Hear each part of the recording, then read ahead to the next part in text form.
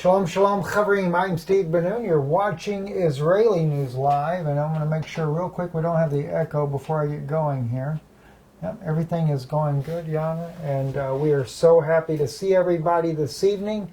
I didn't mean to be in my email here, but anyway, blessings to all you that are watching in tonight. Going to be talking a little bit about the debate that I call it debate/discussion that Michael Brown and Adam Green had last night. And we're going to be bringing Adam Green on here in just a few minutes, maybe in about 15 minutes here, right after we get started here. But we have actually scheduled our debate with Dr. Michael Brown. Yes. Next Wednesday night, 8 p.m. Eastern Time, be live right here. We'll try to make some adjustments as well. I'll see if I can't get set up the way Adam is set up as far as where the screen will come up, not using the television screen, but a little more professional. The only problem is I know nothing about OBS, so if anybody out there knows how to set that up like OBS is, the way Adam Green has set up on his channel, we would certainly be delighted to get you to help us with that. I know it takes a person that knows OBS pretty much to be able to pull that off. So leave us a message in the comments if you're an OBS pro. Take a look at Adam Green's channel, No More News, on YouTube there. You can see the way their debate went the other day. That's the way we want to set up, and so we can manage this back and forth. Anyway, Jana. Yeah. What are you doing with the cup on your leg? Oh, I have nowhere to put it. Nowhere to put it? That's okay. Here. Maybe here. Yes, put it there. That'll work. So anyway. Okay. So we would like to invite today Adam Green very soon because we want to see his perspective, how he feels about yesterday's discussion with Michael Brown. And of course, it was, what are you saying, Steve? I think that Michael Brown needs some reading list, I think. And I don't think he is quite familiar with the depth of Noahide laws and what is happening with Noahide laws and how rabbis proselyte for Noahide laws. He said several things that I was screaming here, saying, no, it's not how it is. And but when we have our own discussion with him, of course, I'm going to bring up and prepare and bring up a lot of things that I have never shown yet as well. But I think it will be interesting, but we want to do it in a spirit of love, of course, and Christian spirit, and because he does claim Jesus Christ, he claims passion for Jews knowing Jesus, which I really appreciate. He even mentioned that he was imprisoned in Israel. I mean, actually arrested in Israel for preaching. And it was that Yad Lachem party that caused him trouble. The famous Yad Lachem that persecutes Jewish believers in Jesus in Israel. So despite all these things that have happened to him, I have a very difficult time understanding why would he be so supportive of Talmudic state and then Talmudic rabbis. Right. And I want to ask him why. He did seem to distance himself from some of the things that we would typically think that people that support Israel more as Zionists, he distanced himself, like from the Third Temple, building of the Third Temple. There are a lot of things that he said he does not condone.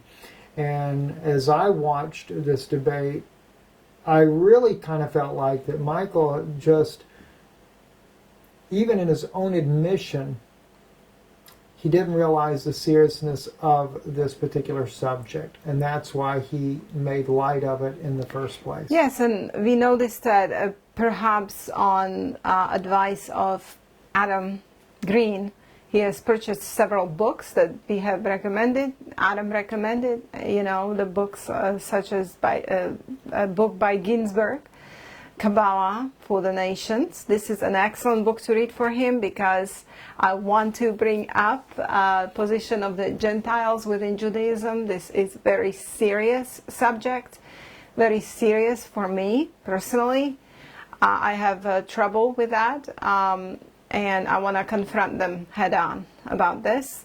And then also he's reading book on Jewish Utopia, which is describing their plans for the future when they want to overtake the world pretty much. And of course the Chabad organization, whose Schneerson we used to be head of, their Messiah, who was Schneerson, everybody within Chabad thought it's Schneerson who is the Messiah. Of course, you have to understand Judaism, that in every age they have Messiah, and their Messiah Ben Joseph can be pretty much anybody who is proactive to bring about Jewish redemption or redemption for Jews. Now, Christian people need to understand that when you speak of redemption as a Christian, it is completely different thing than when Jewish person speaks of redemption. Yes, it is. When Jew says that we are praying every day for Messiah to come and redeem us and for the redemption, this doesn't mean to them, to the Jews, that it's a redemption from sin. Okay? Their Messiah doesn't come to redeem you from any sin. They don't believe. They know that Adam fell, but they don't think that you are born in sin, and they think that you can overcome it by doing mitzvot, by doing laws. Yeah. And they gave this possibility, of course, to the Gentiles to overcome it by doing 7 Noahide laws with a lot of sub-laws and by servicing the Jewish people.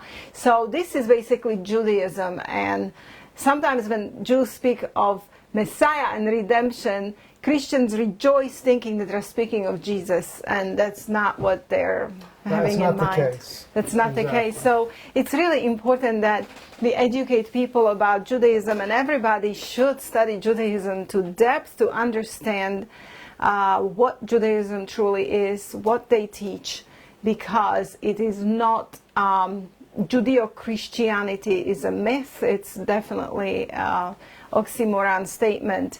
There is no such a thing, because the true Christianity, as was given us by Christ and apostles, has absolutely nothing to do with Talmudic Judaism or Pharisaism. Absolutely.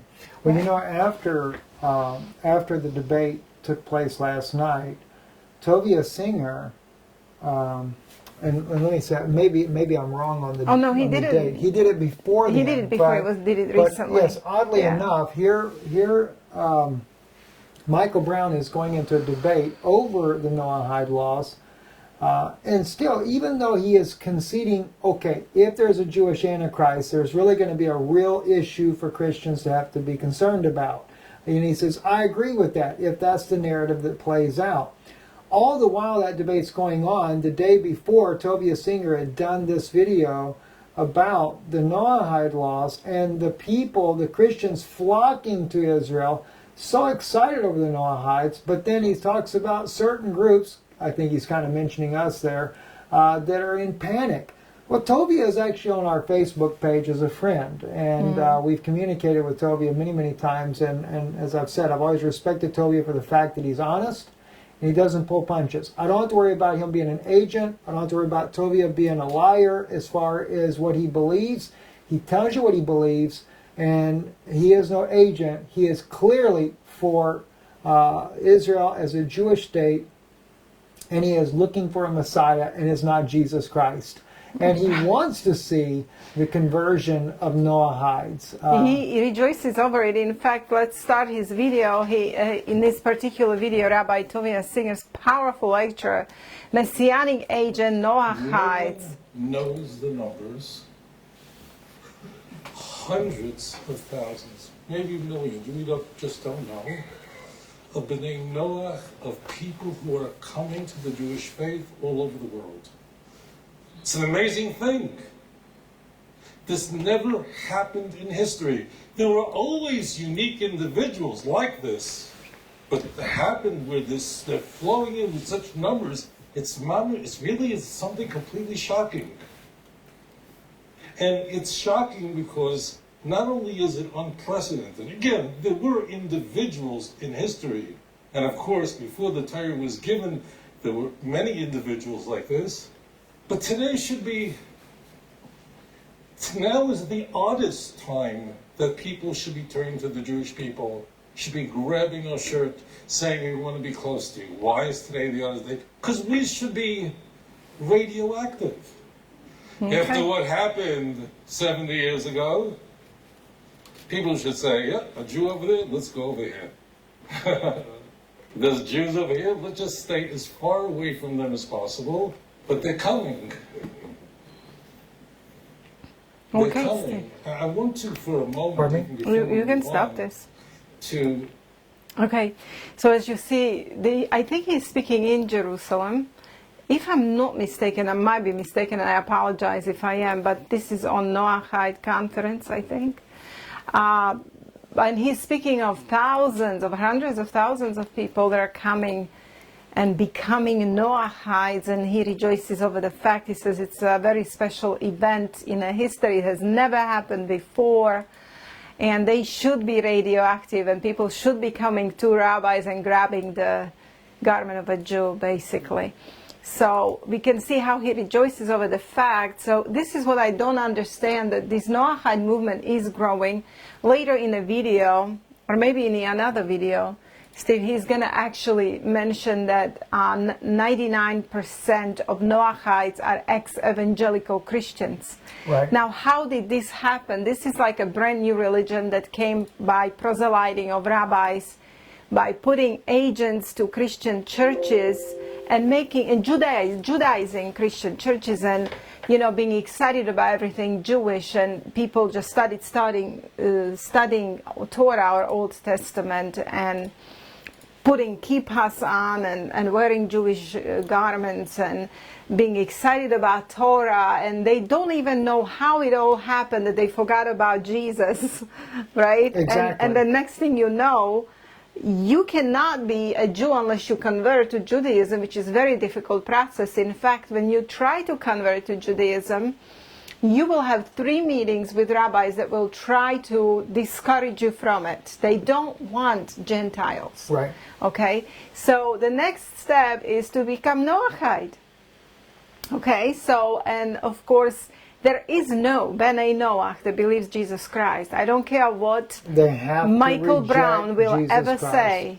I am going to confront him head on with that part as well. Well, he said he was against being a Noahide completely. Right, but he's speaking of Shituf, Okay. Shituf, and he's speaking of very candid rabbis who supposedly agree that Christianity is not idolatry. This is simply not true.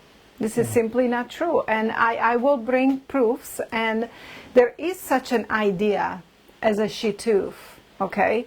However, this is for different groups of Christians that are not really considered Christians in true sense of Christianity. These are like Jehovah's Witnesses or Unitarians or some branches of Seventh-day Adventism that preach that Jesus Christ is really not God in flesh. Okay, he is just a secondary side son who is lower than the father. Right, exactly. Now, that's Shituf. Okay, so if you're the kind of Christian, they will tolerate you. They will say, okay, Shituf, you're not really idolater. They speak the same thing about Muslims.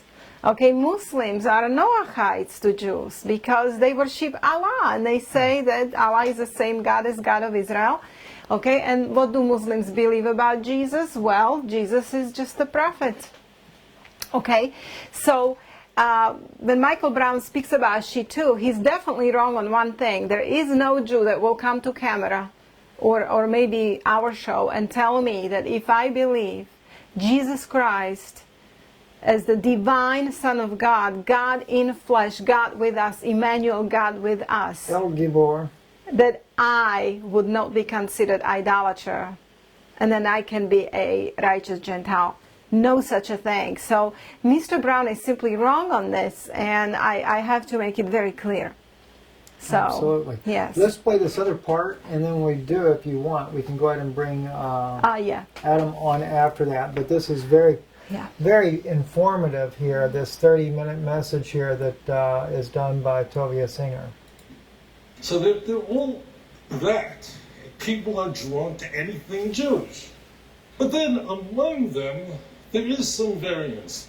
There are people that are coming to buy. What I mean is, there are many of those thousands of Christians that are coming here that because they want to soak it in, because they want to proclaim that our hearts are with you, that we support Israel. They're here to enjoy Yerushalayim, no question. Some of them came for that, but they also came to sell. Meaning, they came here, not only the Great Commission of Matthew 28, verse 19, to go into all nations, but go to one unique nation, Matthew chapter 10. Go not into the way of the Gentiles in the city of Samaritans, that ye not. Go only to the lost sheep of the house of Israel, Romans chapter 1.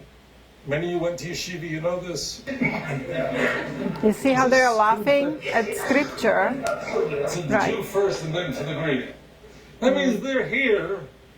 He totally misunderstands the passage. Many of them. Not all of them, but it's not few either. And I want you to know that those people in particular, that last group, are not so happy with the Noahide movement. They're not going, what a pleasure that there are Noahides. This is the biggest joy in my life. I never had such a pleasant idea that there should be B'nai Noach, or there should be people who are choosing the Jewish faith. Why? Because virtually the entire so-called Noachide movement, almost all of them, are former evangelical Christians. What a Today, shame. walking around saying, I'm a Ben Noach. What do you think? They davened with Hillary Clinton in a high church Episcopalian church? You think Hillary is a chance that Chelsea? No, this is not going to get them there. And they're not former Hindus who used to pray to Hanuman, the monkey god. You need a few, but not too many.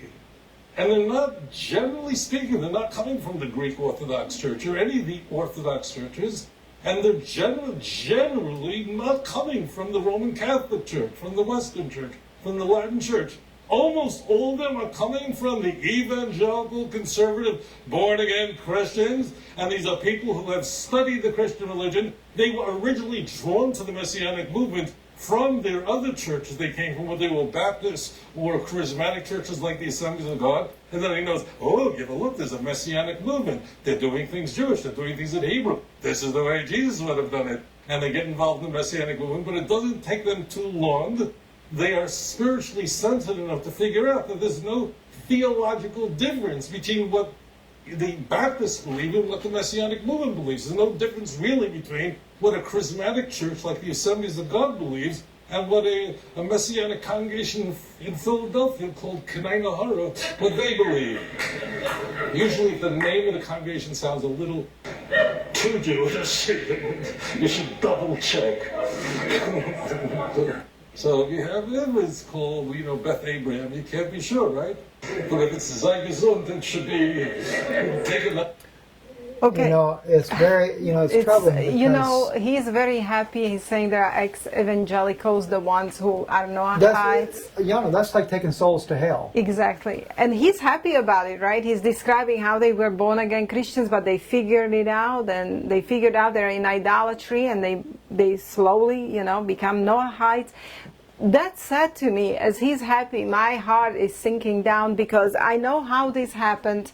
Now by studying, Steve, we know that Judaizing has happened in Christian churches, and walls have entered. Look at Mark Biltz, infiltrated. Look at Mark Biltz. He's even calling God Yod He Vav He or Hashem. There is no Jesus. I mean Hashem or Yod He Vav He. Well, Hashem could mean the rockets. So is that what they got? I mean, and of course all of these people are now becoming Noachites to Jews because they are rejecting divinity of Jesus. Okay? And now of course he was speaking about little tiny group that come to sell. He says sell, and he's using scriptures in Matthew. This is the group that preaches gospel to Jews. And then of course he says those are not happy that Noahide movement is growing. And of course we are not happy because we are seeing people taken from the tree of life, which is Jesus Christ, to hell under Talmudic rabbis and Judaism. So when we speak with Michael Brown, why do we have concerns? We have major concerns. This is growing. This is real. This is real. Yes. This is growing. And the more Jewish pro-Zionist pastor, the more, like, look, a lot of pastors right now, even those who claim Jesus, are making their flocks to study Bible under Jewish rabbis like Yehuda Glick. And this is what I've been fighting against so hard. The Qumranites, these are the people of the Dead Sea Scrolls down in Qumran. They literally write about the Pharisees, of which Tovia Singer says, the Orthodox Jewish rabbis today are the descendants of the Pharisees. He's one that says that, as well as Nehemiah Gordon. Mm-hmm. Now, that does not mean, what I'm about to say does not mean this applies to every single Orthodox rabbi. But they all claim they come from the Pharisees. And, of course, you guys already know what I have taught about this because it's plain in the Bible. But according to the Qumranites of the Dead Sea Scroll era, the Pharisees were the sons of darkness. And they believed to be the true children of light. Listen, we got to get Adam on. Yeah, we got to get Adam. He's waiting. I'm sorry. So, Adam, I Yes. apologize, my brother. Let me get you going in here. He's so patient. Look at that. He just sits there and says, okay. All right.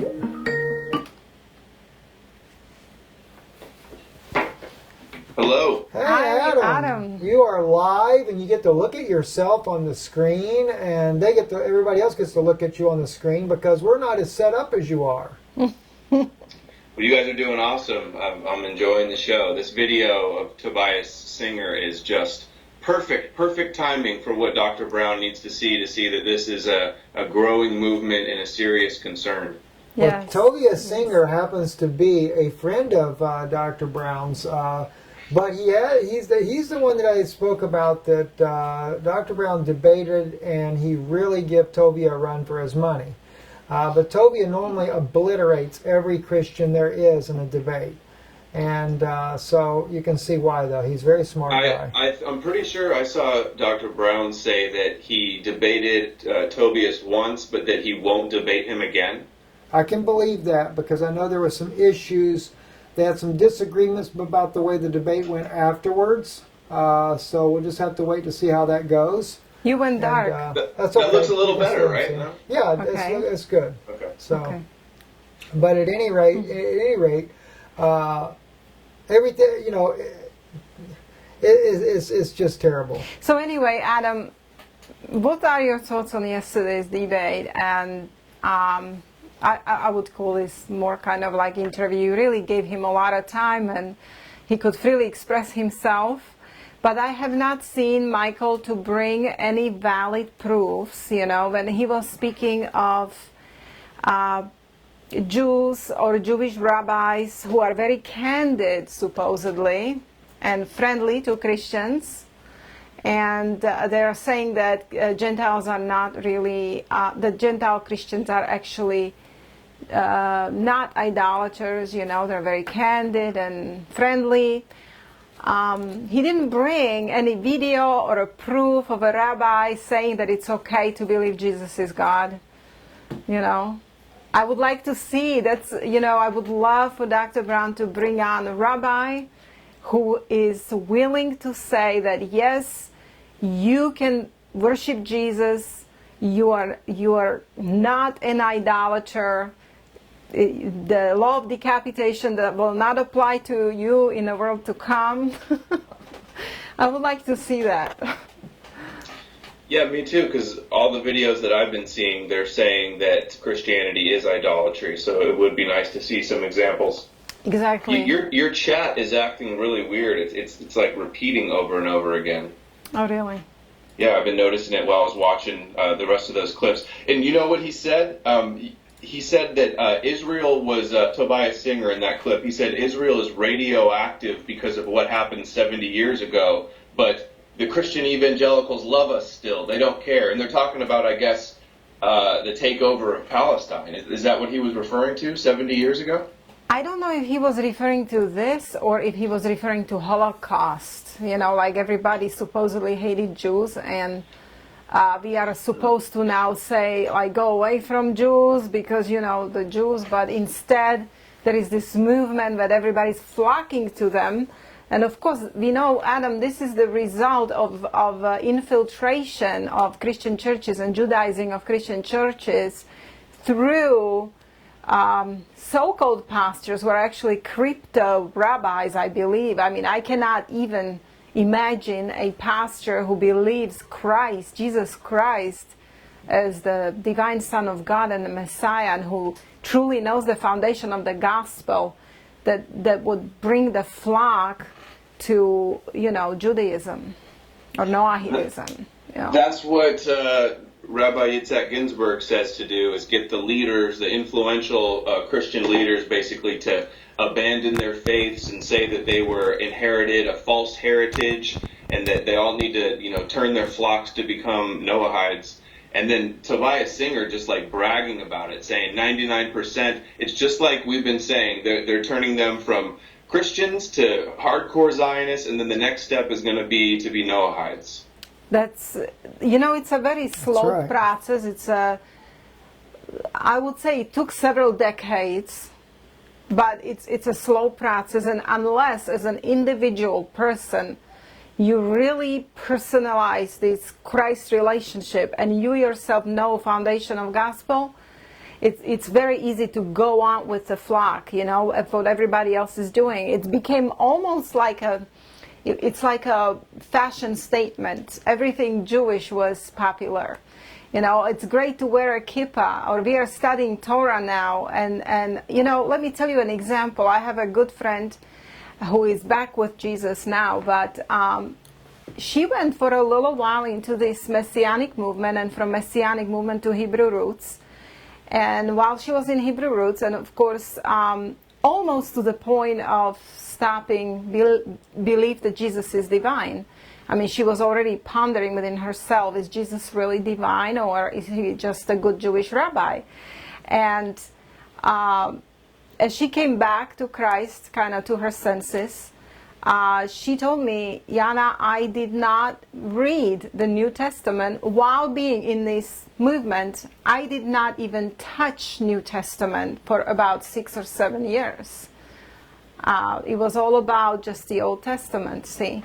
So unless you have a foundation of gospel within these Messianic churches, you can truly get drawn to this, and next thing you know, you are citing Rambam, and this rabbi said this, and this rabbi said that, and that becomes your authority. And now slowly they're accepting Talmud as a valid interpretation of the Old Testament, which is extremely sad, because Talmud is, of course, the Antichrist book. Yeah, right. I got a video of the Rebbe say, who started all of this basically, or you could say Maimonides started it, would be more accurate, but he's the one that revived it, the Rebbe, and what he said is that, here, I'll be able to share this, you guys can see. Mm-hmm. Torah tells us that idol worship means anything foreign to the Jewish people. That's how they translate it on Chabad's website. Yes. And, I brought several things tonight. I don't know if we show it, if you can see it. The way we are set up, I apologize. We really got to find a better way. But there is a website called Hasidic University. I don't know if you're familiar with that, Adam. I've seen, I have a couple screenshots of some stuff from it that I've shown in videos. Oh, okay, great. So I brought few things out. Let me see, what did I bring? This is the Hasidic University website. Okay, Jews like to say that they are not proselyting religion, that missionizing is for Christians, and, they are not missionizing anybody. They don't want anybody to become Jewish, that this is they're not proselyting religion. That's what they're saying. Well, I have a totally different opinion on that, because what they're doing, they've been proselyting very heavily for Noahide laws. They are disseminating them in a manner like Christians would the gospel. You understand? And in fact, if you go back, Steve, please, because in that particular Hasidic University, can you, for Jews right here, for Jews, this commandment likewise imposes the obligation of proselyting Gentiles to become Hasidic Gentiles. Now, Hasidic Gentile is a Noahide. So, you see, it's the, go back up, I have a hard time knowing, yeah. That's More? all the way to the top. Yes, to love God. Well, this is under their commandment to love God, okay? So what does it mean to Jew to love God? Is to proselyte to the Gentiles, to become Hasidic Gentiles or Noahites. So yes, it is in their law, in a halakha, to disseminate and actively proselyte and teach and recruit the Gentiles to the Noahide law. Okay. Yeah, and they got Chabad houses in over 100 countries. Right. Running Noahide test centers, and you know what I think is funny is they always try to act like it's such a generous thing. Oh, we're not trying to convert you to be a Right. Jew. You don't have Yes. to convert. That's right. And really, that's just like a nice way of saying that you can't convert, and they don't want you to convert. And that, right? That's right, because on the halakha, you know, they don't want Gentiles. They truly and honestly do not want anybody who is not Jewish to become Jew or be in a religion of Judaism. So they have for the Gentiles reserved 7 Noahide laws with several sub-laws. Now, how many sub-laws? That's a point of discussion. It varies from rabbi to rabbi. Some say 30, some say 60, some say 100, some say 200. So Unlimited, possibly. Unlimited. So basically, when you sign up to Noahidism, it's like signing a signature, putting your signature on a blank piece of paper, okay? And they're gonna add in what they want with your signature on it already. It's like you never know what they're gonna add as a sub-law. They already have several hundred, maybe, you know, I don't know how many because it varies. Every rabbi I listen to has a different number of sub-laws, but they keep adding and keep making them, and they keep adding it in. So you never know. So yes, as you said, they don't want Gentiles to become Jews. However, the Noahidism is a form of Judaism. It's a limited form of Judaism when the Gentiles are under authority of the Jewish rabbis. You know, and their whole religion is based upon getting all of the Gentile world to become Noahide so that they could have the Moshiach and the temple and the redemption. They all go together. Yes. Now, can you show? I have another thing here.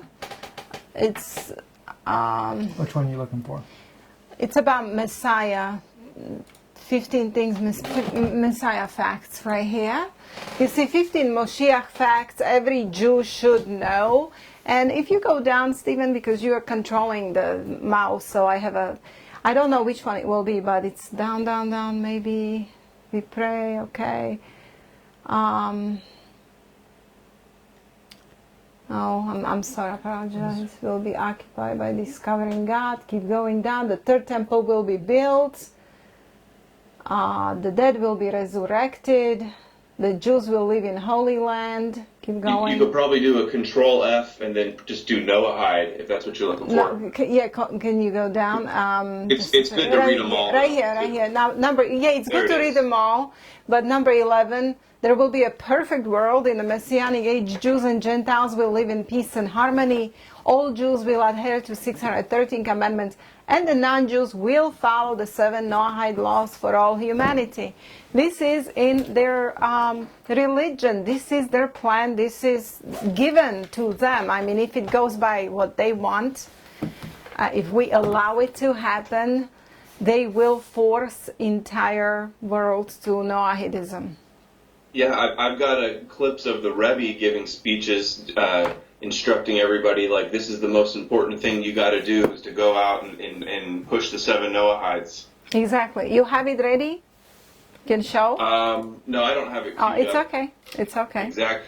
But I did want to mention also, like how Tobias Singer was saying that 99% are evangelicals and they're all converting from Christianity. There's been several articles that I'm sure we both covered about Christians, former Christians becoming Noahides and how this is a growing thing. And I mean, that's concern and a threat in itself right there, regardless if we're talking about decapitation Yes, and it that is. sort of thing. Yes, and in fact, decapitation, we have shown, together, you show to your audience, I remember, and we have shown it as well.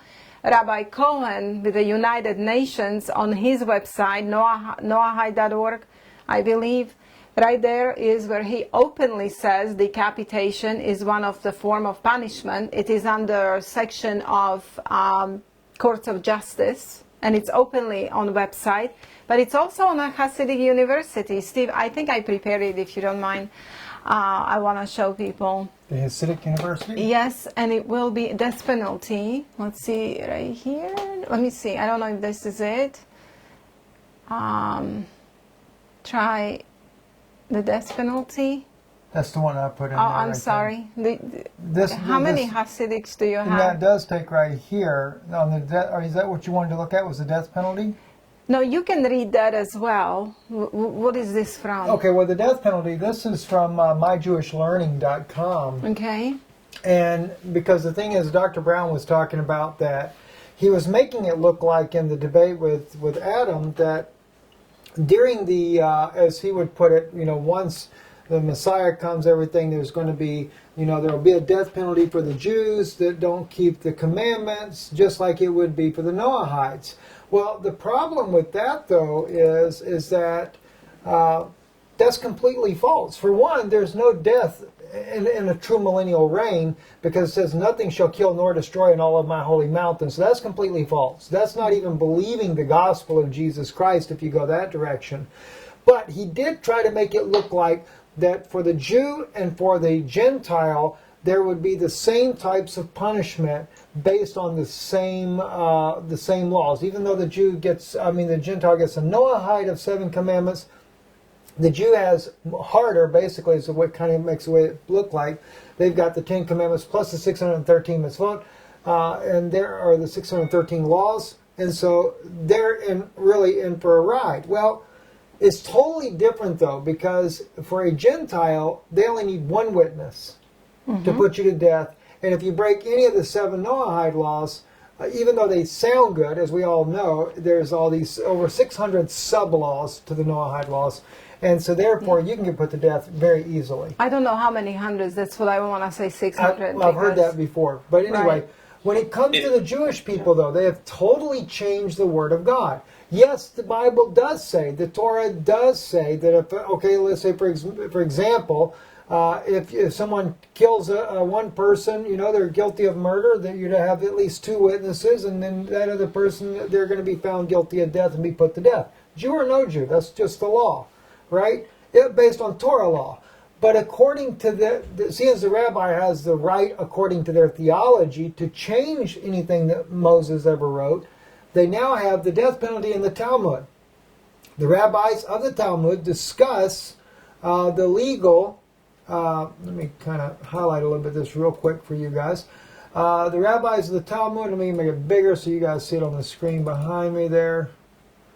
Okay, discuss the legal requirements of capital punishment at great length, establishing significant barriers that made such a sentence extremely difficult to carry out. According to the Mishnah, capital cases had to be decided by a Sanhedrin of 23 judges. If the conviction in the capital case was unanimous, the accused was acquitted. Perhaps most onerous of all, the offense had to be witnessed by 2 people who warned the perpetrator immediately prior to the committing of the act that it was a capital offense. So you can only imagine how ridiculous this gets. So in other words, they're not going to put anybody to death for anything based on Torah law, because now they've been justified by the Talmudic law, and it's given them an open license to be able to do what they want. Because how are you going to find 23 judges to be unanimous? How are you going to find somebody that warned the guy, right? So he shoots the guy, right? Right before he shoots the guy, you got to have, out of the 2 witnesses, one of the witnesses got to say, hey, by the way, don't shoot him, because you know what will happen? If the Sanhedrin 23 judges find you guilty later because you murdered somebody, they could put you to death. Well, they make it almost impossible, according to the laws, the way they wrote it, to put to death a Jew. But it's extremely easy, according to Talmudic law, to put to death a Gentile, even righteous Gentile, ger toshav. even righteous Gentile.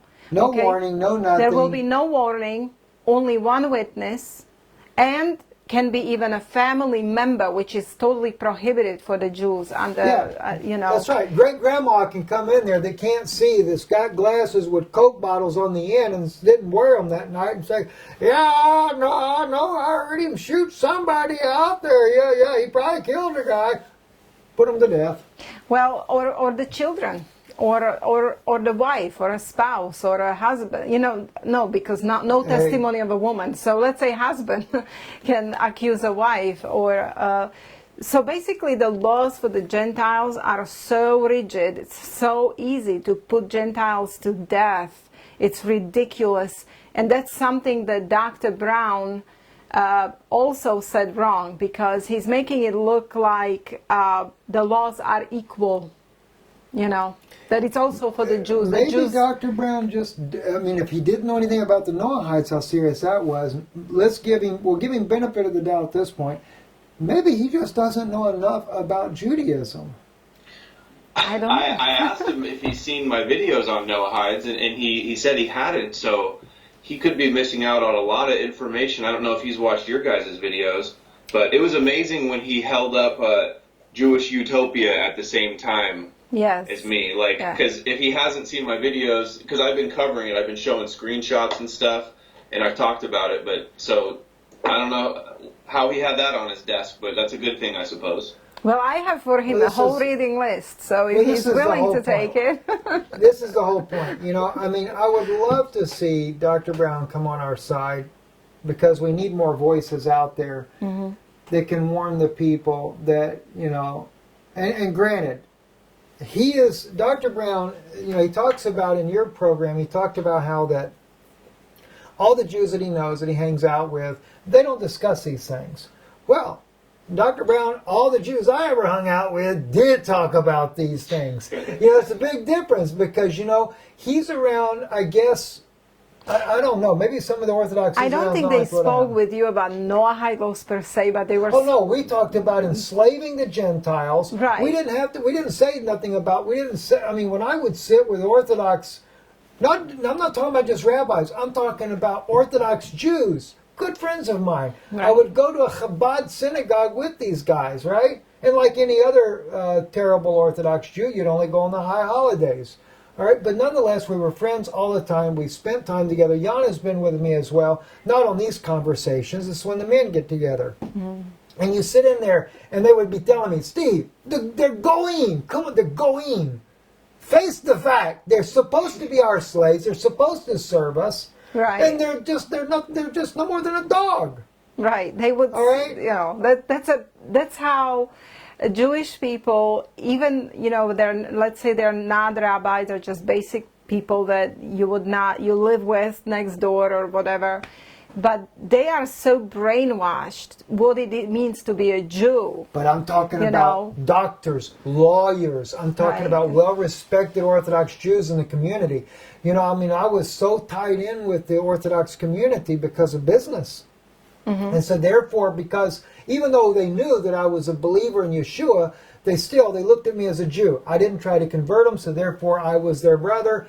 Little caution, but not complete caution, you know? And even before that, though, Adam, I can take you back when I first began going in Northwest Florida. A good friend of mine, a rabbi in a Reformed synagogue, when they were making the agreements with the Christians trying to bridge a gap, and he hated it. He hated it, but he said, they're forcing me to do this. You know? Right. So I saw the empathy of them putting this ecumenical Jewish bridge together that would ultimately come about with a Noahidism that I had no idea that was ever going to be happening. Even in southern Florida, the evangelicals came to me and they would ask me, Steve, we need help with you to reach the Orthodox community here. We've got some contacts, but we need you to really bring them together with us. I had no idea what I was getting myself into. What a regret. Right.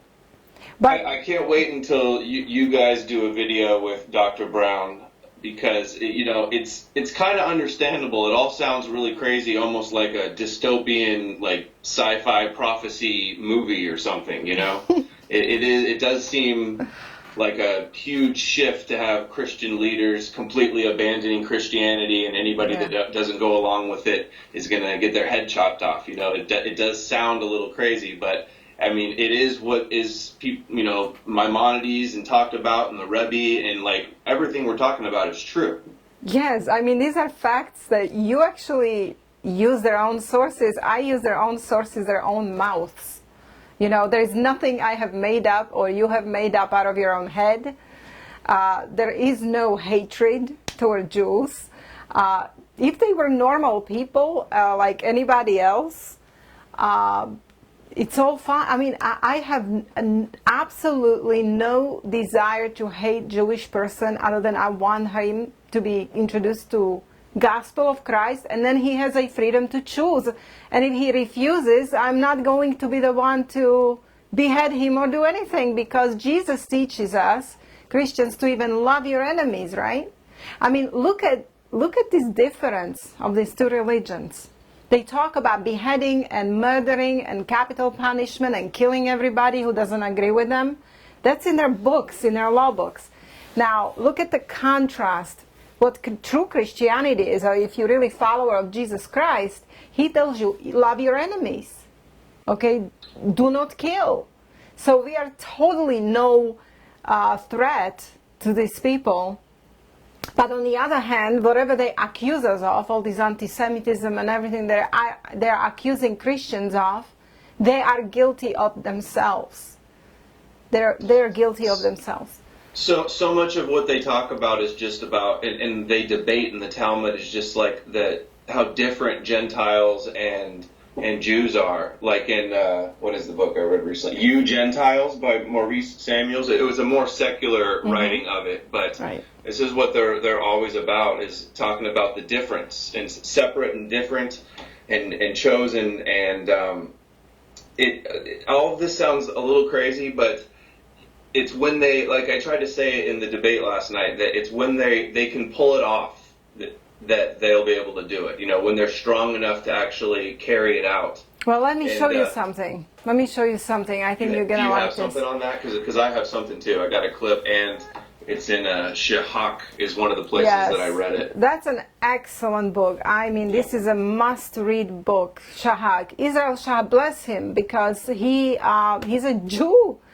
And this is funny, but most people who really expose the darkness of Judaism are Jews themselves. These are Jews fighting, It's because we've been there. That's the reason why. And I wanted to mention that too. I should have mentioned it yesterday, but I'll do it today. Both you guys and Dr. Brown, I've read that the punishment for Jews who tell the Gentiles about what's in the Talmud and what they really believe, they've got extreme punishments for that. Yeah, death. Right? That's like the worst offense, essentially. I know. So, but what I want to show you, that was from Haaretz, way back, but because we were talking, Adam, about differences between Jew and Gentile, and that's where Ginsburg comes to picture in his book Kabbalah for the Nations, because this book totally shows that Gentiles are not human beings at a level of Jews, okay? Yeah, Kabbalah. We're lower animalistic on the Kabbalah tree of life, Sephiroth. Exactly. We are at a lower level, okay? The Gentiles never get this spark inside of them, this divine spark. Only Jews get that spark, so they're in a higher humanity level. They're basically a higher humanity. Now, if you think about it, this is what they accuse Hitler of, right? They said that Hitler was saying that Jews are not human beings. But look, they actually are doing what they accuse Hitler of, because they're saying that Gentiles are not human beings, but they're animals. Now, I have made a speech about this with a ton of proofs on my conferences, and these speeches are on Patreon, by the way. They're not on YouTube. And I brought a ton of proofs from their sources. But here, go back to Haaretz. Stephen, please. I just read in this Shahak also, there's the transfer agreement with the Zionists and Hitler, and how they agreed with some of the ideology about like race purity and stuff like that. Exactly. They had common ground on that, is what Shahak wrote. Yes, and there is even a book on it. It's called the Transfer Agreement as well. And but anyway, I want to point you to Haaretz. After you do this, I do want to make a comment on those issues there. Go ahead. Yeah, from gay Jews down to Goys, the hierarchy of the human species as told by Eli Ben Dahan. He's a very respected rabbi. The entire article is very important to read, but when you go down, they actually have a hierarchy of souls, okay? So keep going, Stevie, please. Keep going, because it will be almost on the bottom. Isn't there a prayer? Is this true? The prayer, thank God for not making me a goy. Yes, Oh yes, they pray true. 3 times a day. Okay, let's go up. All right, here. Despite all of this, and please, we will leave a link, and you also, Adam, please read this whole entire article. But we start here. Despite all of this, I'm taking a calculated risk here, and based on the algorithm I have developed, I will present to you the full table of Deputy Religious Services Minister Eli Ben Dahan concerning the hierarchy of the human species. Number 1 on the hierarchy are Jewish men who have sexual relations with Jewish women. Okay? Number 2 are Jewish bastards. Number 3 are Jewish women who have sexual relations with Jewish men or with the Holy One, blessed be He. I don't know. Number 4, Jewish men who have sexual relations with non-Jewish women. And that's how the soul goes down, okay, down to animalistic. Then you have Jewish homosexual men who have sexual relations with Jewish men. Number 6 in hierarchy is Jewish lesbians who have sexual relations with Jewish women. Number 7, Jewish homosexual men who have sexual relations with non-Jewish men. And number 8 is Jewish lesbians who have sexual relations with non-Jewish women. Then you see the line, okay? And now below the line are male goyim, and number 10, the lowest hierarchy, are female goyim. So as you see the line, the article continues, note the fact that below the line are only goyim. So below that line was only goyim. There is no need or reason to divide them up into subcategories. We only need to pour out our wrath on them, to be very careful not to marry them, and to remember extremely well that even a Jewish homosexual, and it goes without saying about, say, a Jewish heterosexual murderer, is endowed with a soul on a very much higher level than their souls, than the Goyim. Truly a nation of light unto the Gentiles. Okay? Well, thank you for the light. Now notice the hierarchy. Go back up a little bit. Here is the line. So all the Jews, homosexual Jewish men, women, and I mean, you just bastards, you know. And then below the line are goyim, no subcategories, with the lowest. Abraham was a goyim, by the way, according to their own Bible. Right, with the lowest Adam being a woman, Gentile woman, of course. So I'm surprised they didn't put up here number 9, a Jewish dog, and then the male goyim and the female goyim. Yeah, they should have put dogs on there. Yeah, that well, would have been good. this is from their sources out of the mouth of respected rabbis. Okay.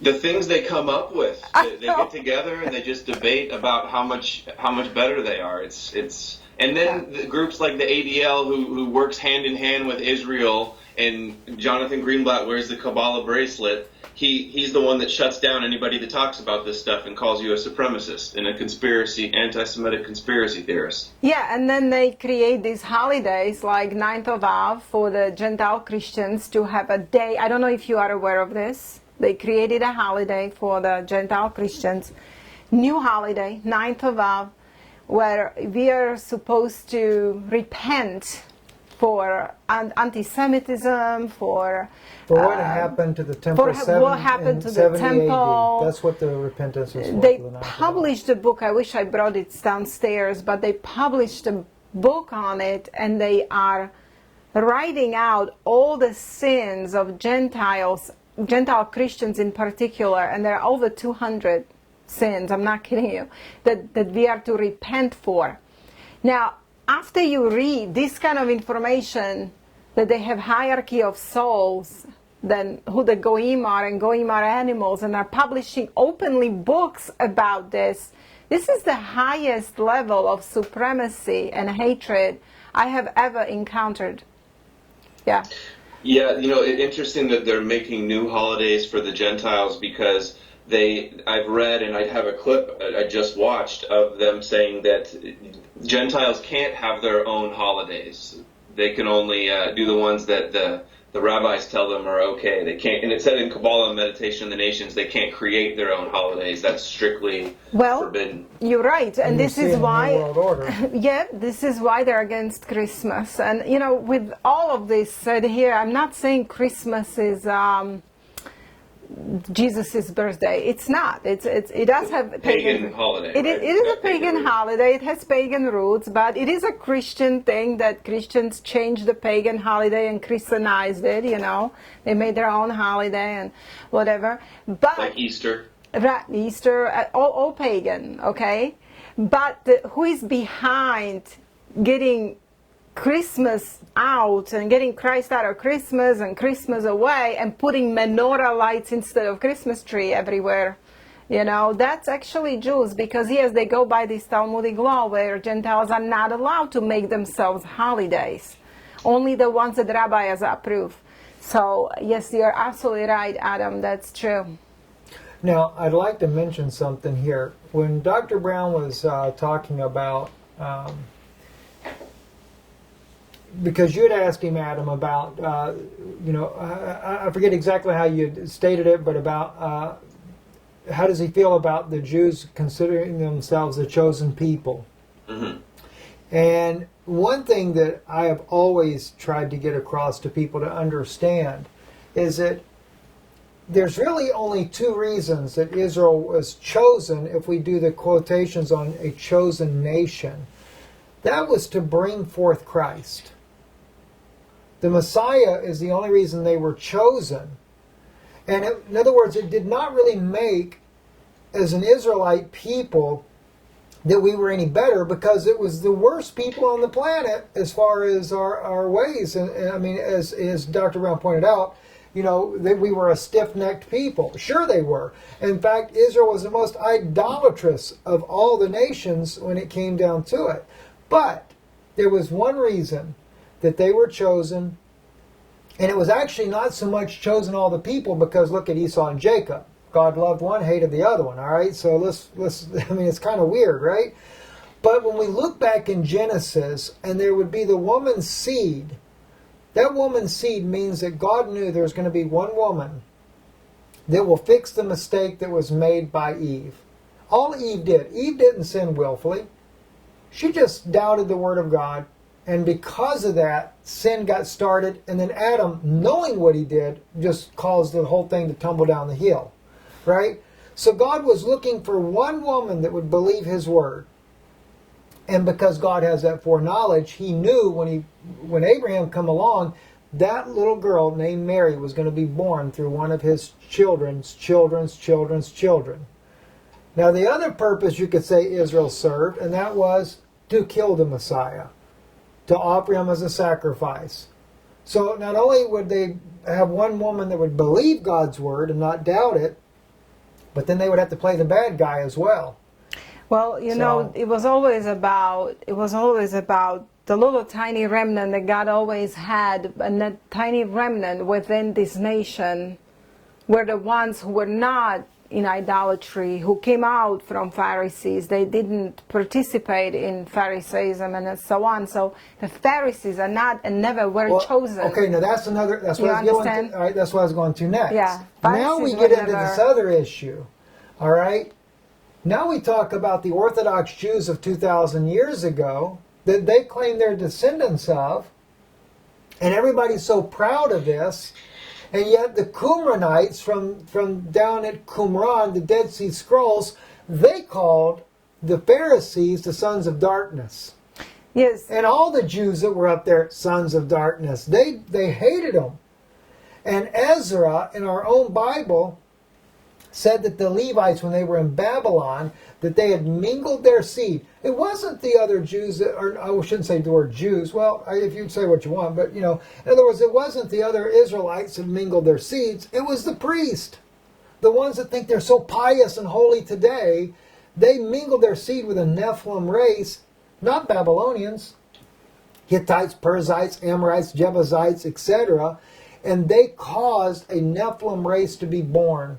And they brought that idolatry into Israel. And when they did, this is why the Qumranites had to separate from them. They were driven out because Maccabeus, one passage says that when he put on his armor, he looked like a giant. So could that be alluding to the fact of who his fathers were? Because they say they were Levites, but they didn't have a right to be priests. Well, if they didn't have a right to be priests, why not? The whole point comes down to this. The Pharisees, as Jesus said, they were their father, the devil. And and now we're coming down 2,000 years later, and this is why you have an unrepented people that believe in supremacy, and they have worked even with Rome in 2,000 years ago only represent the governments today. World governments, okay? Because Rome dominated the world, the known world at that time.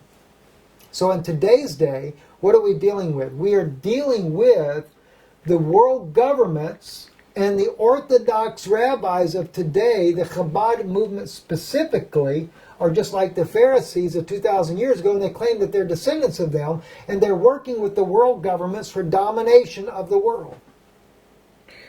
Just a thought. Yeah, Dr. Brown even acknowledged that. I've read it everywhere and seen everybody saying it, that the Pharisees are basically modern-day Judaism is from the Pharisees. So, okay, if he agrees with that, how can he say that they're a chosen nation? That's not the chosen. Pharisees were never chosen. Never. You know why? Because Dr. Brown he's not equating what Ezra wrote in chapter 9, I believe it is, where they mingled the seed. He doesn't recognize the curse that came. He forgets about the Hasmonean dynasty overthrowing the true Zadokite priesthood. And maybe he's not aware. And I'm saying this because I want to say it in his defense in this case here. Because he seems, when he was on with Adam, he seems to genuinely seem to not know. And Adam, I'd like him to comment on that as well. Not know some of the things that we're speaking about. Mm-hmm. So in Dr. Brown's defense, I would challenge him that he needs to see, even some of the videos I taught on this, because it's written in the Qumran Scrolls. I've got the Qumran Scrolls. Practically every single one of them, I have them. Hebrew, English, I read it in Hebrew. But the thing is, the evidence, even with that group there, said that the priests that were at the temple were demonic. And then Jesus comes along and said they're demonic. Now they're trying to cover it though now, Adam. See, now they've got apologists writing saying, no, it wasn't the Pharisees that condemned Jesus, it was the Sadducees. Oh, yeah. Right? You send it to us. Okay. Yeah. And there's a campaign to not let people use the term Pharisees anymore. And usually, Pete Buttigieg said it, and he got scolded for it. And he says, well, I just thought it meant like hypocrites. People use it because it kind of means hypocrites. Right. And then also the Pope made an announcement about that they're not going to speak about the Pharisees anymore, and he was getting in trouble for it as well. Now, let me share with you this, though.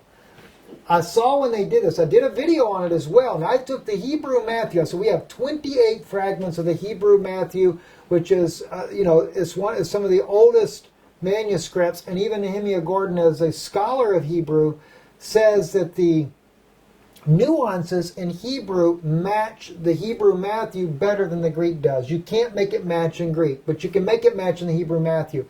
The Hebrew Matthew specifically says it was the Pharisees that were on the Sanhedrin that put Jesus to death, not the Sadducees. Mm-hmm. Yeah, I always thought it was the Pharisees. I was surprised when I saw it. I think I sent that to you, and then I watched your video on it as well. Yes.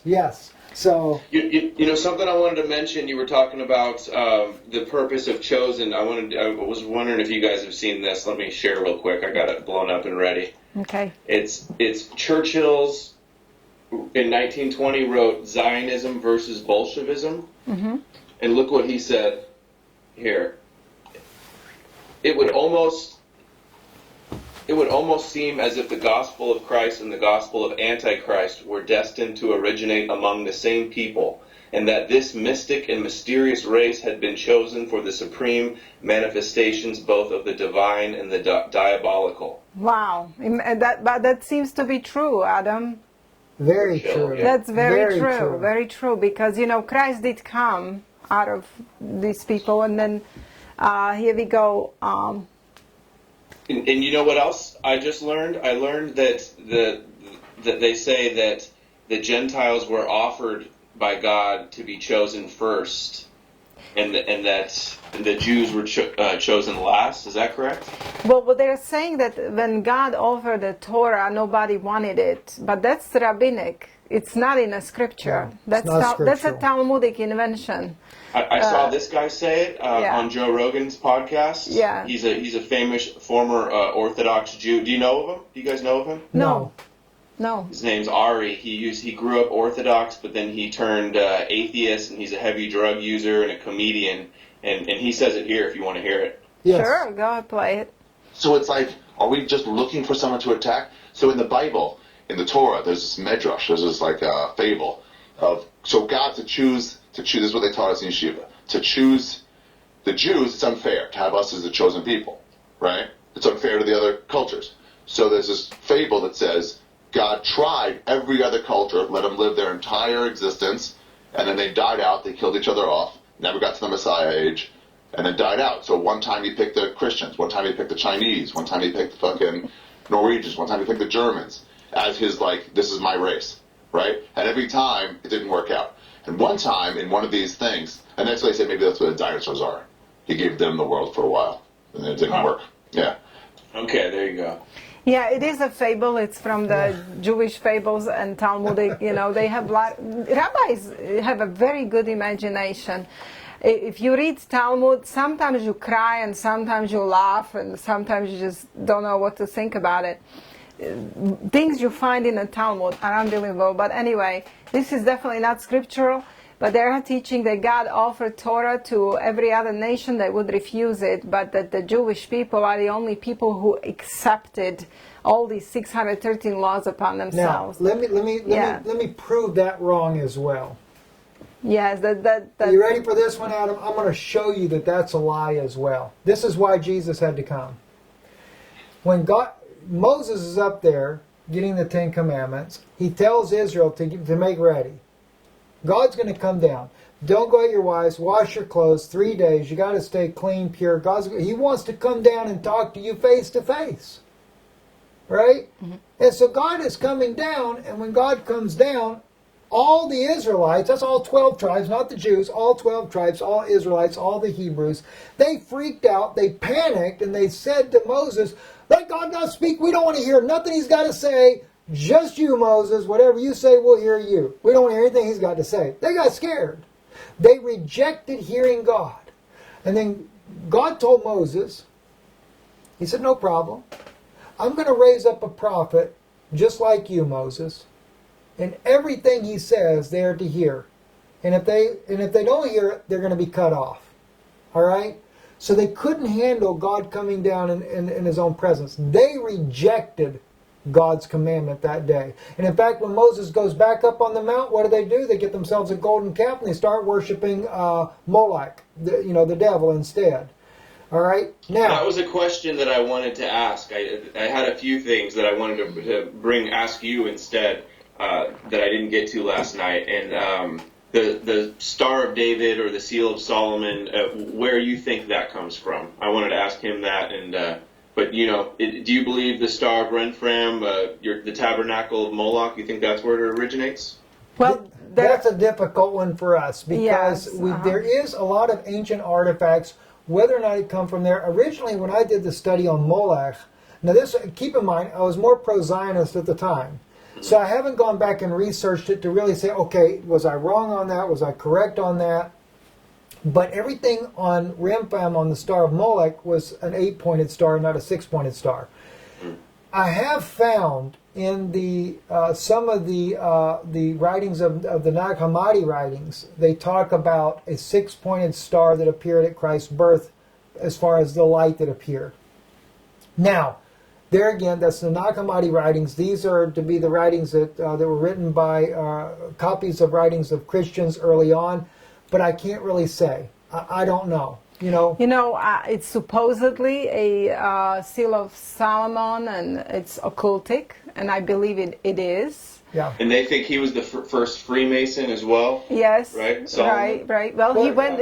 Solomon started out righteous, but then he ended up wrong. Anything good, and the devil ended up using it. So even if there was, let's say when Christ was born and the star comes down that the wise men see. Let's say that it did have because anytime you see a light, if you look through a camera, it's got 6 rays anyway. That's normal. All right, so let's just say they saw it. That's the way they saw it. That doesn't mean though that you go and make an image out of it later. But why is it on a flag of Israel? There might not be a good purpose for it because it is also a very occultic symbol. You see, it's used in occultism. So and maybe I've heard Saturn too, and they show how there's all these 666s that are encoded, and it's on the phylactery. Exactly. On the phylactery, you have a letter Shin, and it actually represents the 666. The letter Shin in Hebrew is actually made up of 3 vowels, which are the letter 666. So. Right, and that's right on the monster cans, right? That's true. That's the same thing as well. But it's on their phylacteries that they put up here. There's a black cube, which it's also in a Mecca. But they put it here, right? Okay. Well, you didn't do it actively, when we were in Israel, the Jews would dance with him and then put it on him. And at the time, we really didn't know. Before we were married, because we went to synagogues and stuff. But we didn't know back then. Didn't know what it all represented. What it all cut off your circulation. I was curious. On your arm. Not really, no. Yeah. I mean, what the Jews do it for? They do it as a it's symbolic to them of marriage. No, to them this is a mitzvot. To them to put a phylactery on for the male Jews. It's a mitzvot to them. I don't know if you are familiar with Yitzhak Shapira. Are you? I mean, we have been talking about him a lot.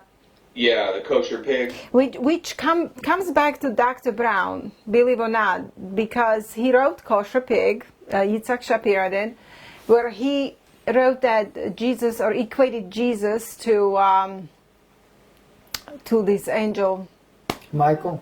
No. Well, there we go. Is it connected with Shmuley and Dr. Brown? They did books like competing kosher books. My brain is totally fried. But anyway, this is very embarrassing. But anyway, Dr. Brown has signed his book.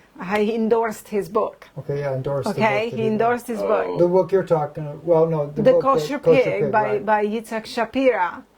Now, Yitzhak Shapira is the one who separates Gentiles from Jews. He claims to be believer in Yeshua, but no Jesus. No Jesus. And well, that's subtle the way it's done, though. Right, so that's very subtle. Really, with Yitzhak Shapira, you really need to be from a Jewish background to understand what he's up to. But he's actually saying that Christianity is Edom, and that Christianity is going to be destroyed very soon. Mm-hmm. Okay, it will be destroyed, and only a little remnant are Christians who come out of Jesus, out of this Jesus Christianity, and that they go under the rabbis and attach themselves to the Jews. This is the remnant that will survive. This is the remnant that will have, And what are they going to do when they get them out? Make them Noahide. Right. I asked that. I asked about Edom being Metatron. I keep seeing that over and over again. Okay, the angel is Metatron. Oh, yes, okay. You're right. He wrote that Jesus Christ is Metatron. He also says that the Yeshua, which I don't believe he believes in the same Jesus. Do you as think I Dr. believe Brown that. read the book, or do you think that he just did it blindedly? I'm really trying to give the man credit, because he admits with Adam that he didn't watch the videos. Right. And I So realize maybe he's busy like we are. Maybe It's hard he to watch didn't everything. read the book Kosher Pig, and he just endorsed it out of friendship. I don't know, but his signature is on the endorsement of that book, where it says that Christ is Metatron. Okay, and it's a man who is literally saying that Christianity is Edom that will be soon destroyed. Okay, and he is also separating Jews and Gentiles, saying that the new covenant does not belong to Gentiles, only to Jews. Okay, and he endorsed the book. So and then we have also, he said that the Christ or the Messiah is the serpent. Yeah, that's where you get into the Holy Serpent. I want to ask him on Wednesday if he's aware of the teachings of Yitzhak Shapira, and he endorsed his book Kosher Pig. If he's aware of these things, because. But by the way, real quick before we lose thought but on anyway. this, I know I got a comment one time because you always do this here. Oh yeah. I'm sorry. Listen, just so you guys this know, is my. I get on my wife all the time because of the microphone. Because when her hair gets on the microphone, you get the. And the thing, so I always do this, so because I've made her so self-conscious about it that she always does it. But inevitably, though, women say, "Stop flicking your hair." Yeah, Stop flicking your hair. I have some women haters. So anyway, I'm sitting there thinking about that while you're doing that because I'm wanting to sit there and do it myself. Get your hair off the microphone. How about you do it for me? That way they won't say nothing. I was doing it a bit earlier. I had some fly away. There you Yeah. go. Yeah, one woman told me to put up hair in a barrette, and like they're giving me advice what to do. But anyway, let's go back to what we were talking about. There is two things. If you have anything, Adam, to show, please show. But I just sent you two emails that I want to go back to Hasidic University for one reason. Because we have showed a lot of proof of decapitation People might learn my email address. in Jewish just kidding. halakha. This one. No, maybe these two new ones. Okay, this one, and then yes, the and other then the other one. Yes, and let's go back to this Hasidic University and look at this, Adam. I don't know if you can see this, but. See. Okay, it says commandment profile to execute certain transgressors by the sword. Okay, and this is a discussion of Jewish law or halakha. So let's keep going down, please. This penalty is carried out by Jewish courts for particular sins, whereas it is the only method of capital punishment carried out by the Gentile theocratic courts, regardless of crime, under the Noahide laws. Can you, I have a hard time saying, okay, here it is, method of capital punishment. Can you go up? Oh, you want to go back up? I want to read from beginning. To execute by decapitation. You see that? Mm-hmm. Those who are convicted of committing certain sins, the procedure of decapitation is usually carried out by the sword, and then this penalty is carried out by Jewish courts for particular sins, whereas it is the only method of capital punishment carried out by Gentile theocratic courts, regardless of the crime, under the Noahide laws. And now this comes back. It even says it. It even talks about the Noah. I think I remember laughing last time you read that for me, that it said Noahide at the end of it. Well, Yeah. here's the bad thing, though, Adam. Dr. Brown is ignorant of this, and I don't mean that in a demeaning way to call Dr. Brown ignorant, but what I'm saying in this regard here, he's talking about the Muslims willing to do decapitation, and believe me, if we were in the White House doing Sharia law every year, we would get a whole lot more support of people coming together saying we're not having the president sign Sharia law. I don't care if it's ceremonial or not. And by the way, when he talks about, he mentioned in this debate with you, I think he mentioned Russia, that you don't see the Jews controlling all this. Are you serious? Dr. Brown, I've got stacks of the documents of the Russians and the Chabad group and all their control, not just with Russia, with China, with the Philippines, all the Middle East, with the Middle Eastern nations included. They have the Chabad has got control over them. There are more nations in the world than the Vatican itself is. I have the perfect clip to show you from my video I did last week. Rabbi reveals shocking history of. Here, let me bring it up. Yeah. This is perfect. Did you watch it? I just sent it to you late last night. I did. Didn't watch it yet. I watched it before, but go ahead, show it. I feel I like have it queued up at the perfect spot. doesn't this feel like a I wrestling match? watched your video, Adam. In Poland and Russia is a vibrant, dynamic Jewish community. I was in Moscow on Simchas Torah night. There were 1,000 people there. There were 13 oligarchs in the room. Their net worth was $30-some-odd billion. Now, what shul in America has people worth $30 billion in the shul for dancing?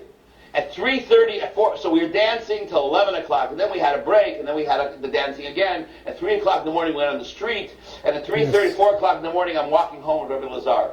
You'd think he'd be impressed that he had these oligarchs worth $30 billion. He said to me, I had success tonight. I said, what was your success? He says, 3 guys decided to get a bris, and 4 guys decided to put on tefillin. But we're talking here a different kind of world. You know, there was a row of Mercedes in front of the shul, each guy with a driver and bodyguards, and these guys are dancing inside like everybody else. And this is Russia. They run the economy Yes. of Russia. The difference is we're the Jewish establishment in Russia. There's no Jewish Federation. We are the Jewish Federation. There's no ADL. We are the ADL. Chabad. There's no AJC. We are the AJC. Judaism in Russia is run 98% by Chabad. It's a different ballgame. That's exactly right. And let me tell you something. If I'm not mistaken, Adam, he actually goes and confesses in that video that it was through the Chabad organization they were getting the messages to New York, to the Rebbe. You want to play that? Is it And later? and Mossad as well. And the Mossad was working this the entire time. I mean, when they said, when you could take that, when the Soviet Union could go down without firing a shot, it wasn't just the Pope of Rome. It was the Chabad organization had finally agreed to relinquish the hold so they could unite a new world order. And in that video, the rabbi says that the Rebbe knew that the wall was going to fall and communism was going to be supposedly fall before anybody else, before even Yeltsin, I think it was. So if they're orchestrating events and history, what do you think they're doing now with the Trump and everything? That's why the Bible says in Daniel chapter 11 that and they blame now the Menachem Maimonides. He tries to blame Jesus for that scripture, but it said the violent among your people, Daniel, which are Jews. Daniel was a Jew. I'm about ready to jump out of the chair. I got it wrong. It was Gorbachev. Tear Right. down the wall, Gorbachev. I said something else. Yeah. So With anyway, Reagan, but Daniel says the violent among your people will try to establish the vision, but they will fail. What vision was it? It was Daniel chapter 9. They want to bring in the Messiah. So you have to understand where the angel's talking about to Daniel. He said they're going to try to establish the vision. Well, he had just revealed to him what the vision was. The vision was that the Messiah would come, the Messiah would be cut off, and then, of course, then comes this false prince, and they're going to try to make all that happen. So what they did is they come up with a 2 Messiah doctrine because of Daniel. That's where that comes from. And oddly enough, even the Qumranites actually believed in a 2 Messiah doctrine. They didn't understand what it meant because they knew that prince was the Messiah that would come, but they also knew that he would die. Are you talking Jesus 1, Jesus 2, or David ben Joseph and Ben David? Okay, well that's what happened when What he's talking about is 2 Messiahs. Yeah, they do. You're right. The Ben Joseph and Ben David. All right. Yes. That's the doctrine that is believed by the Orthodox community today. But they get that. They take that part from Daniel, and because they don't believe that Jesus was that Messiah, they got to have a 2-part Messiah because they got it all mixed up. They don't truly know how the scripture goes and how the scripture works. They don't realize that the second was the Antichrist. So they're going to try to manufacture both of them.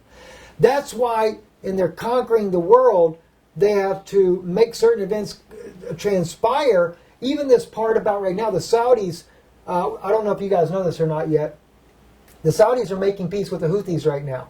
are trying to make peace with the Houthis. The Saudis are making peace. They met with, which it did go public on this, but I have inside information on this, so I already know, before they make the peace agreements, I kind of know who's doing what.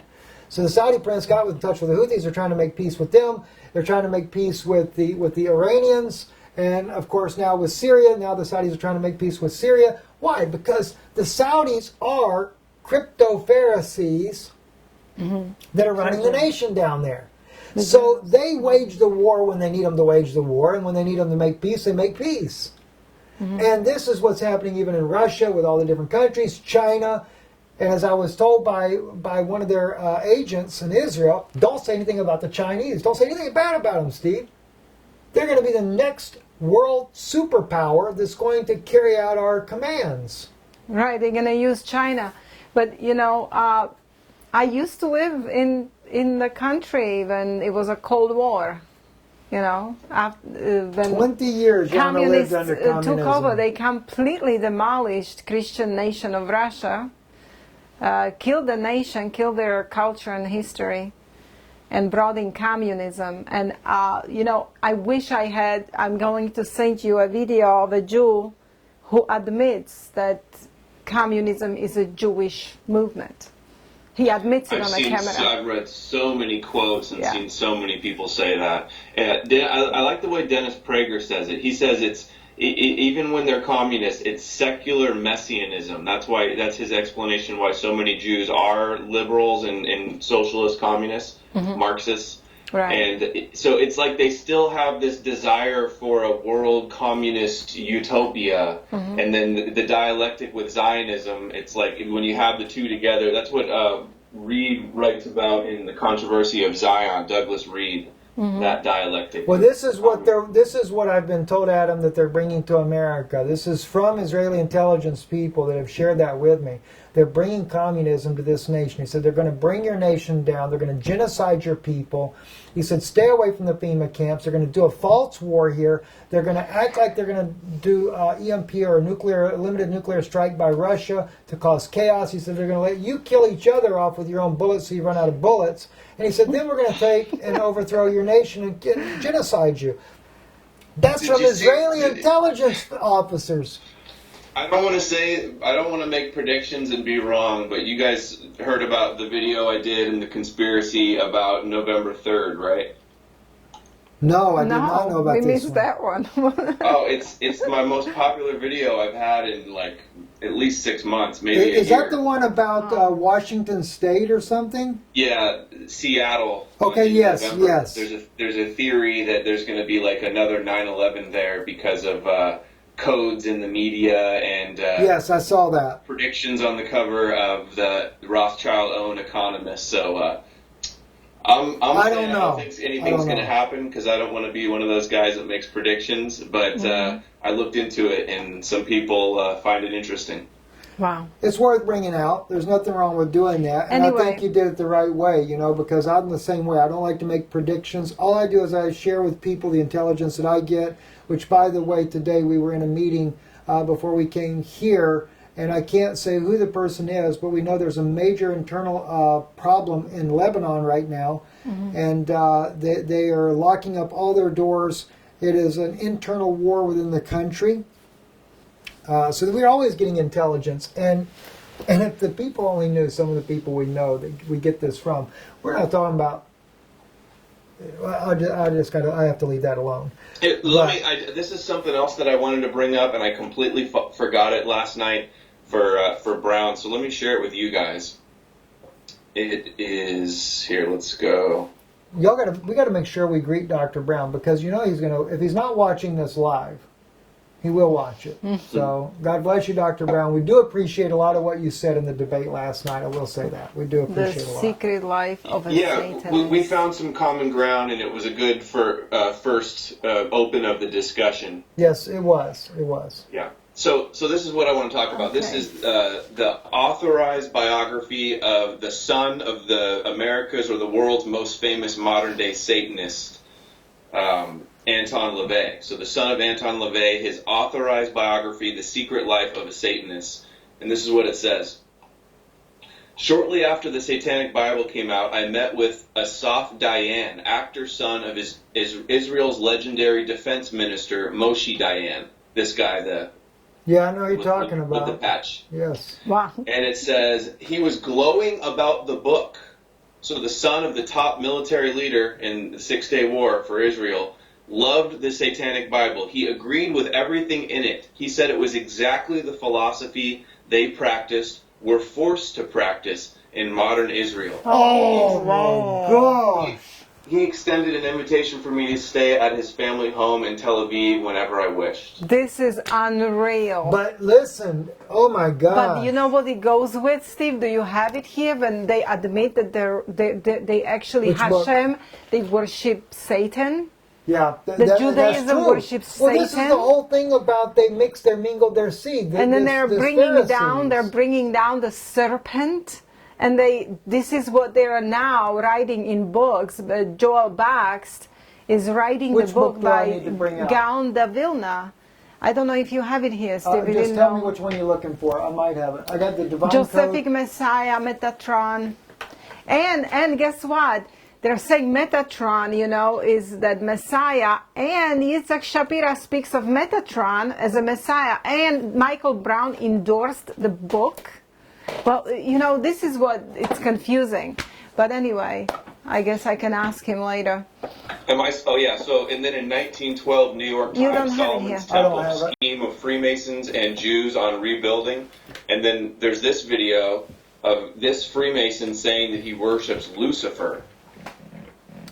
And he says that Lucifer is the same as Jesus Christ. Yeah, have you guys seen this? No. That's And new. before I forget, I want to talk about the guillotines and the decapitation too, because I just saw an article recently that they're trying to bring that back as the more humane thing, and I know you showed Yes. me Oh, something yeah. about that. Yes, Back. Federal The- judges in America are calling No, this for is it. a Jewish. It's a special organization of Jewish lawyers who are bringing it through certain organization, and then they're trying to persuade American authorities that decapitation is the most human way to die. Right, yeah. You It's know. it's the Right. least cruel, the less pain. Right. And I guess they have botched ones all the time. Yeah, and these are the Jewish lawyers who are fighting for this. So now, couple it with the Noahide laws being already in public law, okay? And all the And- anti-Semitism agenda that they're pushing Exactly. So, yeah, we have a good case, whatever Dr. Brown says, we have a good case to watch out for because we are not stupid. But anyway, so hard. show Okay, it to so us. here, let's go back to that then. It's short.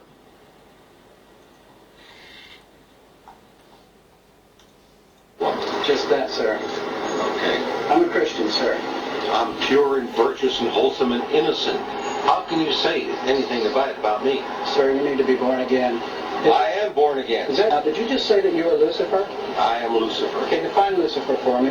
Pure, virtuous, wholesome, innocent individual that's out to help people. Lucifer is? Yeah.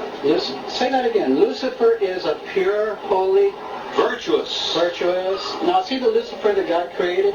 That's the same one. Oh, man, this is great. I'm going to put this on the internet. Amen. God bless you, Amen. brother. Because that's exactly what the Shriners and Masons teach, is that Lucifer is light. No. And you're What about those confirming it. hospitals? You know what, sir? Jesus said, many will say to me on that day, Lord, Lord, we did not do these good deeds in your name? And you'll say, away from me, you workers of iniquity. I never knew you. Jesus said it? In Matthew chapter 5. Mercy. Now, That's hard to believe. so you're a Christian and you don't know that. Actually, No, I really am. you are. Because I'm pure and virtuous. You're pure and virtuous, okay. Yeah. Mhm. In other words, you're perfect without Jesus, right? No. Okay, tell me about Jesus. Who is Jesus? Well, he's my leader. Is he the Son of God? Yes, he Is he the only worshipful master? Yes. Have you ever been called worshipful master? No, because I've just been too busy. I've been working. Working. Working to help people. What like kind of you. work? Okay, get out of it. I'm not sure. See, this is what a Mason confesses, is that Lucifer is light. Have you heard it?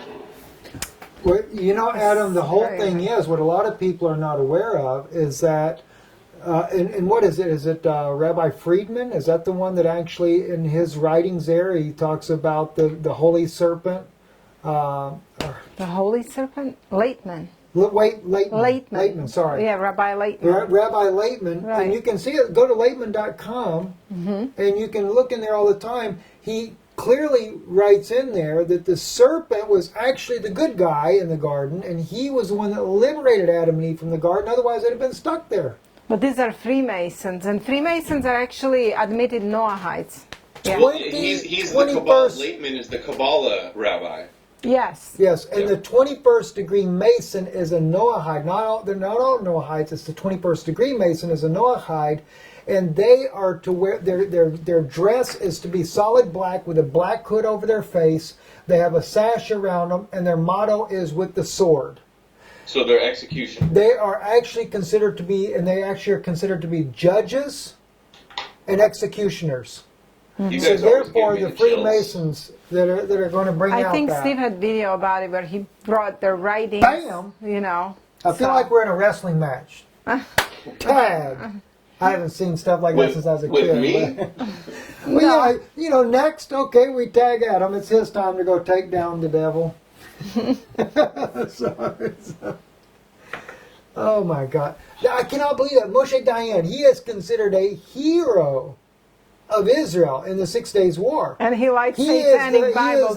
His son. It's his son that did that. That was powerful. But it shows you, yeah, just like Rabbi Laitman, it shows you, because he says that they were forced to believe that. And that's exactly what these... all right, let me say it like this. I'm sorry I'm not looking at you guys. I don't mean to do that. I just, my mind is 100 million different directions.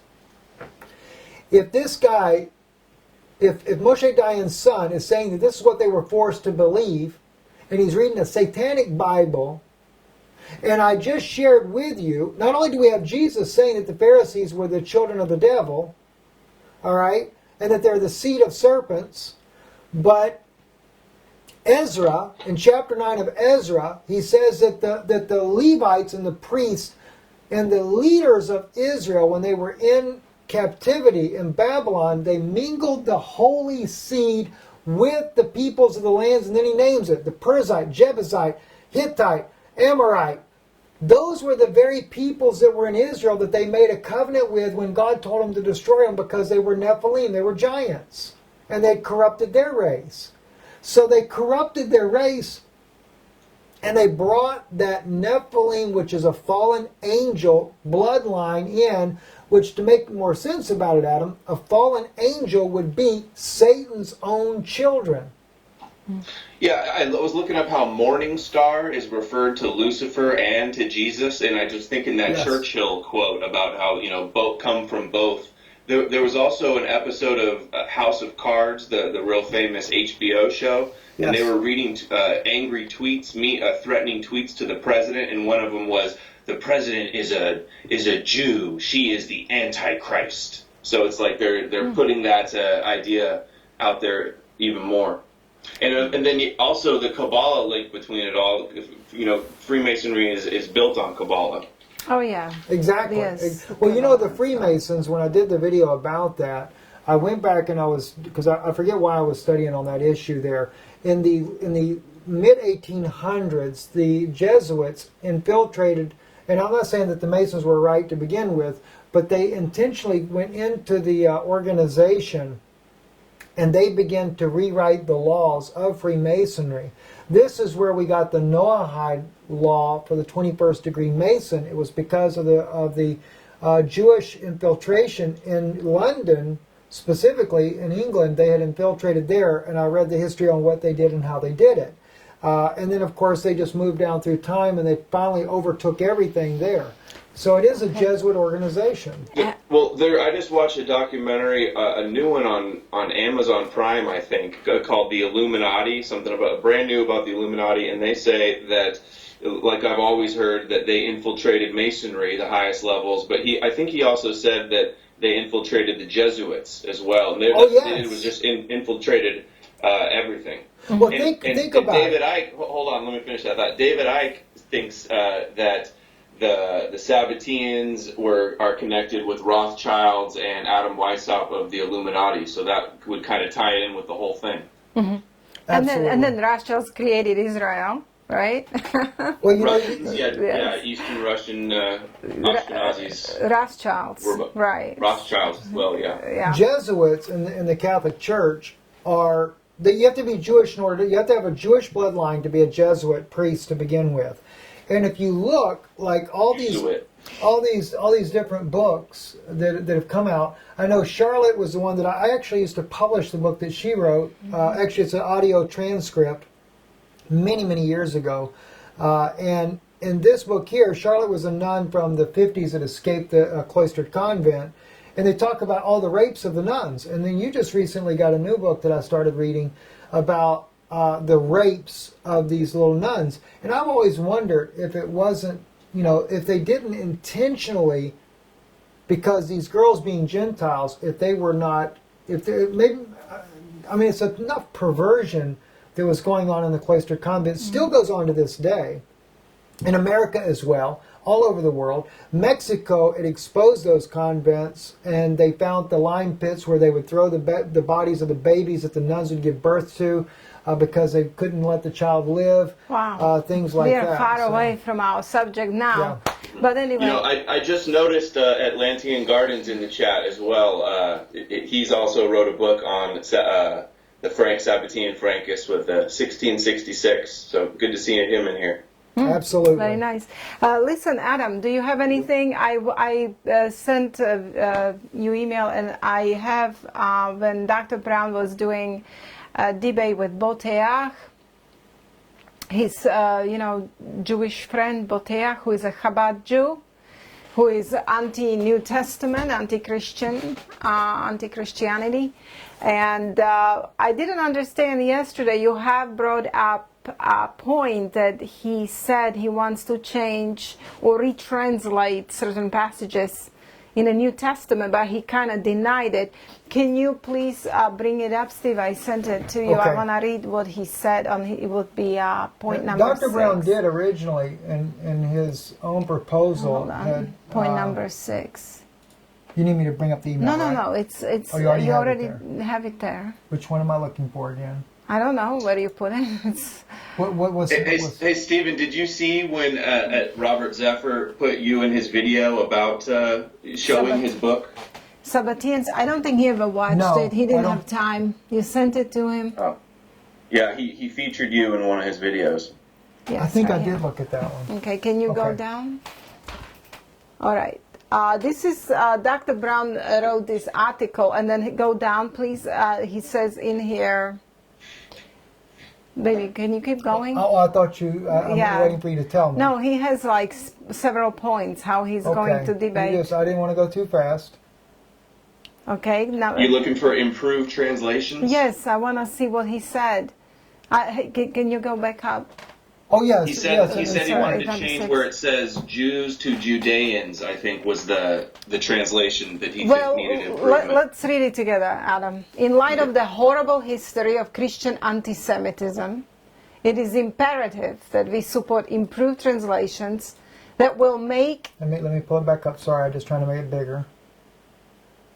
Okay, that will make it more difficult for Christians, anti-Semites to misuse their sacred text. This is not just about changing Jews to Judeans. He's saying improved translations that will make it more difficult for Christian anti-Semites to misuse their sacred text. So I would like to, on Wednesday, that's a very valid issue. I really need him to address this and explain to me which parts he needs to retranslate. What does he mean? Because you cannot. I mean, how are you going to get away? That basically is because the big issue is the Pharisees don't like the Orthodox community today that have already claimed the title of Pharisee. Right. They don't like it when Yeshua says that you are of your father the devil. They don't like it when he calls them hypocrites and everything else, and he does it over and over. I mean, you're going to have to. How do you retranslate something that It he was said? Catholic bishops that had a speech in Israel, and it was almost word for word. And they have asked for the exact same thing as Dr. Brown in Israel, and they were said that they need improved translations because of the Christian anti-Semites, and they said that it's specifically in the Gospel of John. So I am seeing this not only by Dr. Brown, but I was seeing this in Catholic circles. So I'm just, Ritz had an article on it too, saying that the sermons need to be rethought and the Christianity needed to be rewritten on who killed Jesus. so I just would like to ask him on Wednesday, maybe if he watches he can prepare for answer, but I really need him to tell me, was it really only changing Jew to a Judean? Because that's not really anti-Semitic, but what does he mean? You know, which parts of the Well, Bible? we would like to know, and this way Dr. Brown gets a chance to hear us talking about tonight. He can do the research himself. I want to know specifically, like you would, what passages are they considering to be anti-Semitic? Right, which passages? I wonder if he mentioned it in the debate with Shmuley. I don't remember, but I kind of watched it in bits and pieces, so it's possible I could have missed it. Dr. Brown pulled that part out during the debate, if I'm not mistaken. Yeah, he didn't mention that this. particular one that we just have up here right now. This was actually taken out. But it's in his article, so okay. I wonder if he's going to do any debates or suggest that we improve the Talmud to be less anti-Gentile and anti-Christ. Well, that would certainly be my suggestion. That first of all, I'm not taking anything out of Bible, but why they don't think of changing Talmud? Why do we have to take the Ten Commandments out of the courts? Or the hierarchy of souls, we talked about it a little while ago, right? But anyway, I think it's getting late. Do you have anything else, Adam, to show us? I think you did. No, I don't. How do you feel about the debate yesterday? I felt like I could have done a lot better, but they're like having a heat wave in California right now. My room got to be so hot, and I ran out of time. I didn't get to go over everything I wanted, but it was all right. He kind of conceded to, and we had common ground on like a lot of the facts on Noahide laws, but he just kind of says, in his opinion, it's not a threat. But then he kind of agreed that he can see how it could be a threat. So right, I just hope he watches more of our videos, and because he'd always say like, show me the evidence, but and we're making videos, but I guess he's just not watching them because we're putting a lot of the evidence out there. Right, exactly. But now I guess he got a lot of evidence because he is reading some books that maybe, did you recommend them to him? No, I did not. That was the first time I ever spoke to him last night. We just, I was emailing with his assistant, setting up the debate beforehand. Right. You know we what, are Adam, set for this Wednesday coming up, 6 days from now, 8 p.m. Eastern Time. We will be on with Dr. Brown live. So we will see how it goes. But anyway, I hope I look forward to it. We didn't get to get into any proof and evidence and information. It was like such an opening talk that we ran out of time. So how long have we been streaming tonight? I can't tell. Have no idea, but I'm probably wearing my wife out already. So. It's okay. All right. Well, thanks for having me on, guys. It was great to talk about this stuff. Hang out with us just a few more minutes, Adam. We've been on an hour and 47 minutes tonight. So thank you, Adam. You brought some really interesting stuff out tonight. Very interesting. Thank you. Thank you very much. And thank you, Tobias Singer, for those clips in the beginning. That was some very timely presentation, I must say. Yes, it was. Oh, yeah. Thank you guys for watching. Listen, check out Adam's YouTube channel, No More News on YouTube. On YouTube, and then... Do you have a website as well? Yeah, nomorenews.org. .org. Okay. And that's not no-N-O, that is K-N-O-W. Now he does a Patreon and he has a BitChute, right? BitChute, that's where you put your... all the backups are all accessible from the website. Okay. Yeah, definitely. Get on there and support the work he does. Adam does a marvelous job. So thank you guys for watching, and blessings to you tonight. Thank you. 1